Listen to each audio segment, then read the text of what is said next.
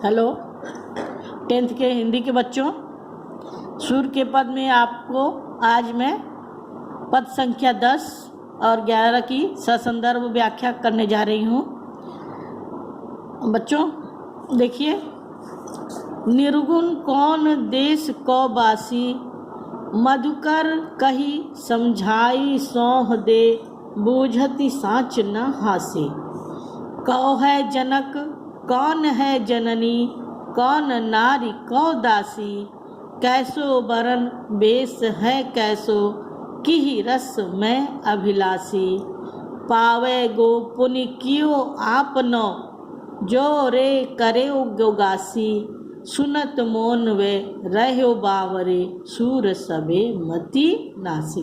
गोपिकों का वार्तालाप अभी तक उद्धव अर्थात कृष्ण के मित्र के साथ चल ही रहा है। अब गोपिकाएं कहती हैं कि जिस निर्गुण ब्रह्म की आप उपासना करने के लिए, निर्गुण ईश्वर की उपासना की करने के लिए आप उद्धव कह रहे हो, उनके उस निर्गुण ब्रह्म के स्वरूप के व्यक्तित्व और उनके कृतित्व के बारे में आप हमें बताओ।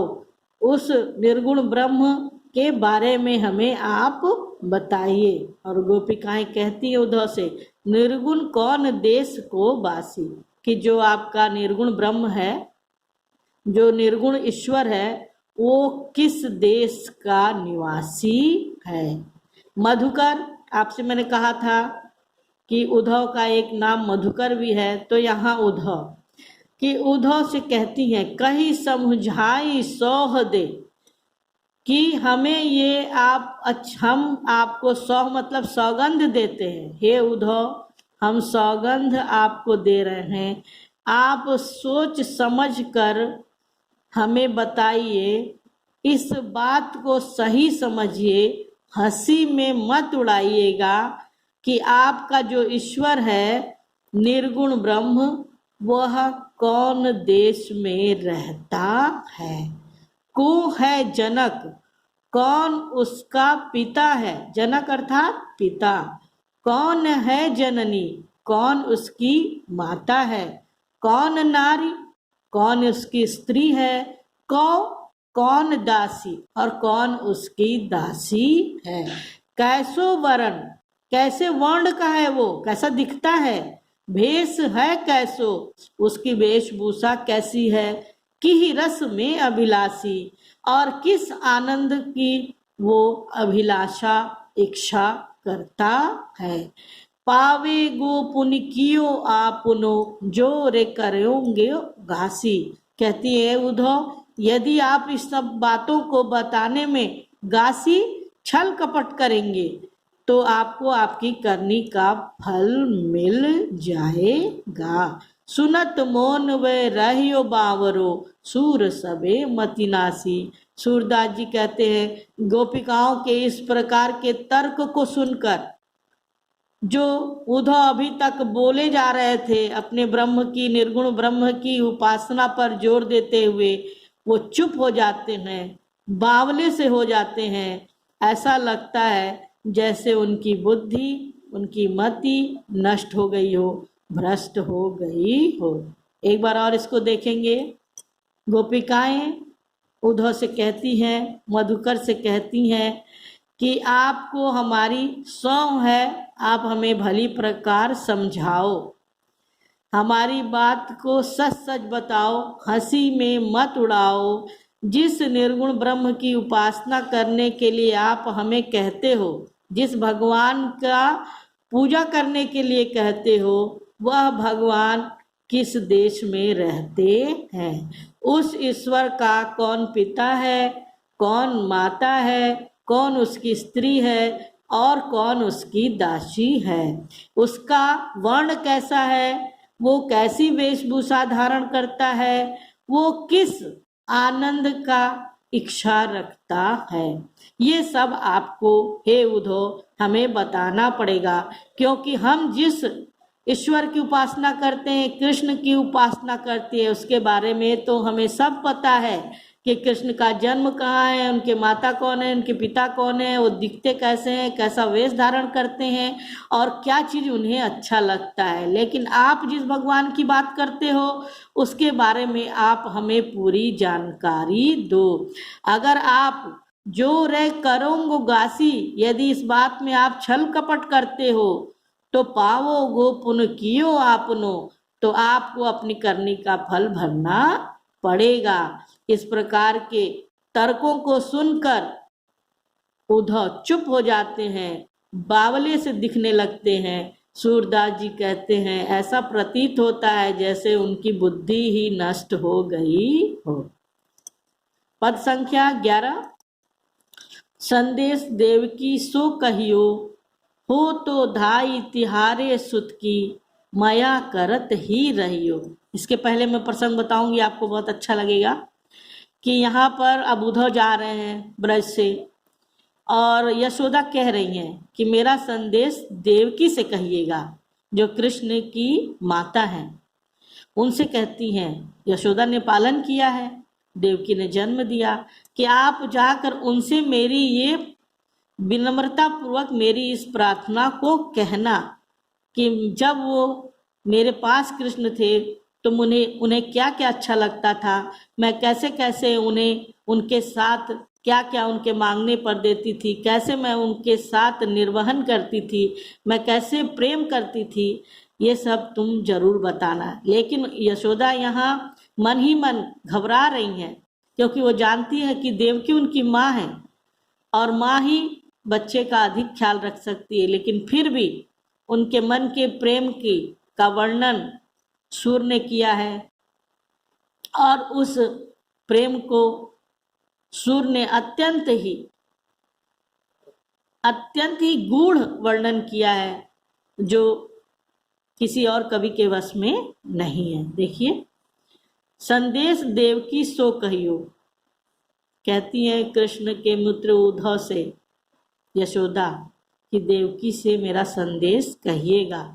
हो तो धाई तिहारे सुत की, सुत कृष्ण, पुत्र, सुत मतलब पुत्र होता है, पुत्र कौन है यहाँ? कृष्ण। धाई मतलब दाई, दाई जो बच्चों को पालती पोसती है ना, उसको हम बोलते हैं दाई। तो कहती हैं कि कृष्ण उद्धव से कि हे उद्धव तुम जाना और देवकी से कहना कि मैं तो उनके पुत्र की दाई हूँ, माया करत ही रहियो, मुझ पर अपना प्रेम अपनी दया बनाए रहिएगा।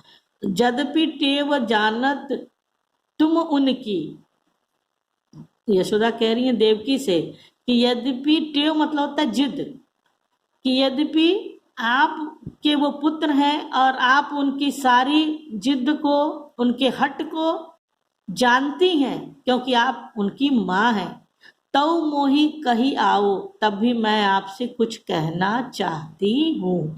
प्रात हो तो मेरे लाल लड़हते, माखन रोटी भावे, कि प्रातः होते ही मेरे कृष्ण को मक्खन और रोटी अच्छा लगता है, माखन और रोटी उन्हें खाने में अच्छा लगता है। और जब मैं उनको तेल और उबटन लगाती हूँ, तेल और उबटन लगाती हूँ, अरु तातो जल, जैसे ही मैं उनके लिए तेल, उबटन और तातो मतलब होता है गर्म, गर्म जल, गर्म पानी लेकर आती हूँ कि कृष्ण को तेल लगाऊंगी, उपटन लगाऊंगी, गर्म जल से स्नान कराऊंगी, ताही देखी भज जाते, उसको देखते ही कृष्ण भज भाग जाते हैं। फिर मैं उन्हें पकड़ कर लाती हूँ, जोई जोई मांगत सोई सोई देत।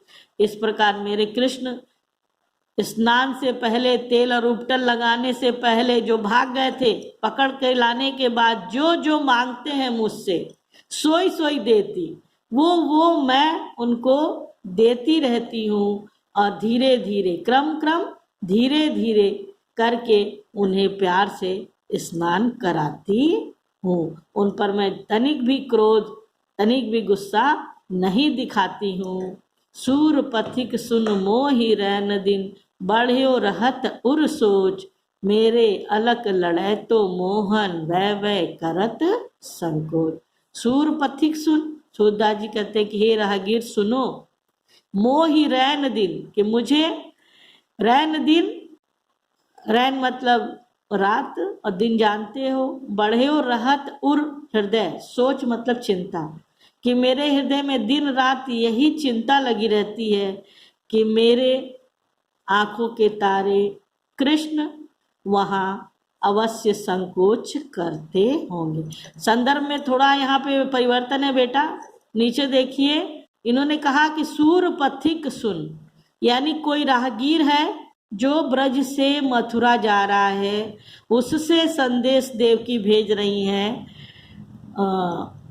मधुकर अर्थात जो उनके मित्र आए हैं जिनका नाम है उधो, उनसे नहीं, देवकी पथिक से कह रही हैं, पथिक अर्थात राहगीर। तो यशोदा देवकी के लिए संदेश राहगीर से भेजती हैं जो ब्रज से मथुरा जा रहा है। उनसे कहती हैं कि उनसे कहिएगा मैं उनके पुत्र की दाई हूँ और वो मुझ पर दया करती रहें। यद्यपि वो सभी हट कृष्ण का जानती हैं क्योंकि वो उनकी माँ है, तभी भी मैं कुछ कहना चाहती हूँ। जैसे कि प्रातः होते ही मेरे प्यारे कृष्ण को माखन रोटी अच्छा लगता है और जब मैं उन्हें तेल उबटन लगाने के लिए और गर्म जल स्नान करने के लिए लाती हूँ तो वो उसे देखकर भाग जाते हैं। फिर जब पकड़कर मैं लाती हूँ तो जो जो वो मांगते हैं वो मैं उन्हें देती रहती हूँ ताकि वो कोई जिद और हट न करे, और धीरे धीरे करके उन्हें मैं नहला देती हूँ। सूरदास जी कहते हैं कि यशोदा कह रही कि हे पथिक, तुम बताना, मुझे तो ऐसा लगता है रैन दिन रात और दिन मेरे हृदय में यही चिंता रहती है कि मेरे प्यारा कृष्ण वहाँ हर बात में संकोच करते होंगे, खाने और पीने में कुछ मांगते नहीं होंगे। इस प्रकार ब्रजभाषा में लिखा हुआ सूरसागर से उद्धृत सूर के पद की 11 पदों की ससंदर्भ व्याख्या हो गई है और आपको मेरी इसी व्याख्या को सुनकर इसकी व्याख्या अपनी कॉपी में लिखनी है।